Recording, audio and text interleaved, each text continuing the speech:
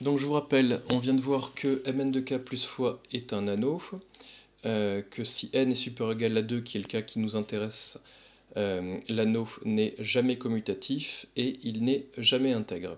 On vient aussi de rappeler la définition qui est vraie dans n'importe quel anneau, donc en particulier dans l'anneau des matrices carrées, la notion d'inversibilité. Donc dire qu'une matrice A est inversible, ça veut dire qu'il existe une matrice B qui satisfait ces deux égalités.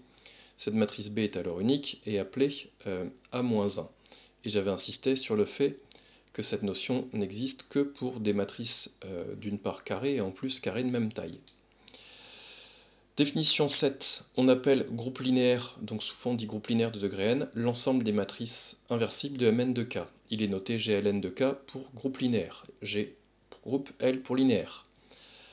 Remarque 16, on rappelle que dans n'importe quel anneau, l'ensemble noté A croix des éléments inversibles est un groupe lorsqu'on le munit de la loi multipliée, c'est-à-dire de la deuxième loi de l'anneau.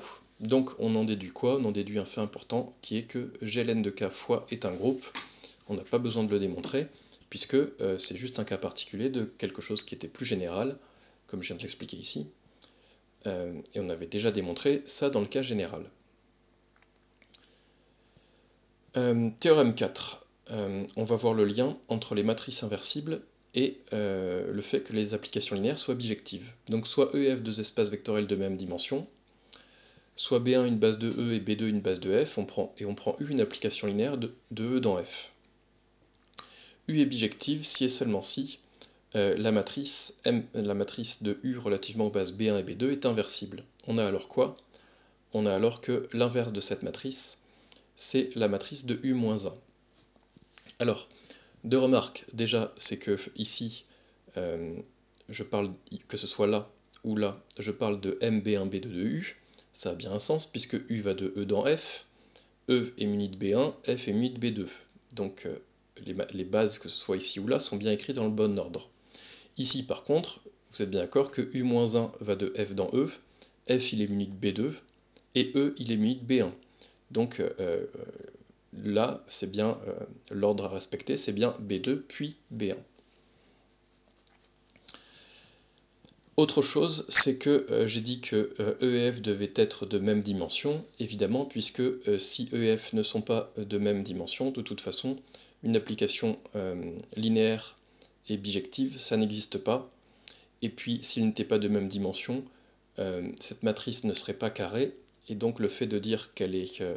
le fait de se poser la question si elle est inversible ou pas n'aurait aucun sens. Donc on va démontrer l'équivalence. Donc il y a trois choses à démontrer. Il faut démontrer les deux implications qui sont ici, et puis il faut démontrer cette formule. Donc d'abord on va démontrer l'implication de la gauche vers la droite, on suppose que U est bijective. Donc l'application U-1 existe, et du coup cette matrice ici, MB2B1 de U-1, elle existe aussi. Et pour vérifier que cette matrice est inversible et que cette matrice-là est son inverse, il suffit juste de faire le produit de ces deux matrices dans les deux sens et de vérifier que dans les deux cas, j'obtiens l'identité. Donc d'abord, je fais le produit dans ce sens-là. Ça revient à faire de regarder la matrice de la composée. Et puis, il faut regarder les bases. J'ai B2, donc quand on fait U rond U-1, c'est bien U-1 qu'on fera en premier. Donc au départ, on part d'un espace vectoriel qui est muni de B2, on arrive dans un espace vectoriel muni de B1, on repart d'un espace vectoriel muni de B1, donc j'ai bien le droit d'appliquer la formule, et on arrive dans un espace vectoriel muni de B2. Donc au final, on est parti de B2 et on est arrivé dans B2. Donc ici, il me reste juste MB2, encore une fois, j'ai pas besoin d'écrire MB2B2 de U rond U-1. U rond U-1, c'est l'application identité de F.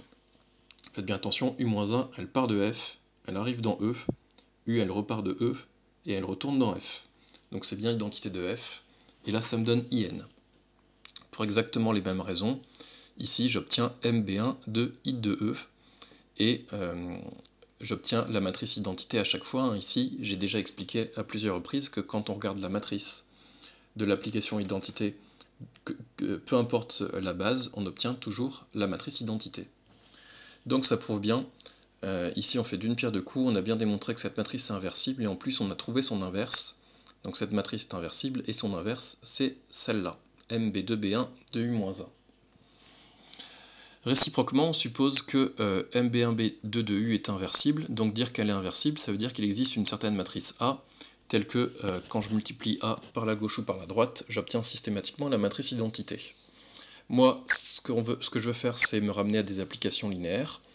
Donc, je vais appliquer le théorème 1, qui dit qu'il existe une unique application linéaire V. Alors, j'ai même pas besoin de dire qu'elle est unique, mais c'est ce que me disait le théorème 1, de f dans E, tel que A égale MB2B1 de V.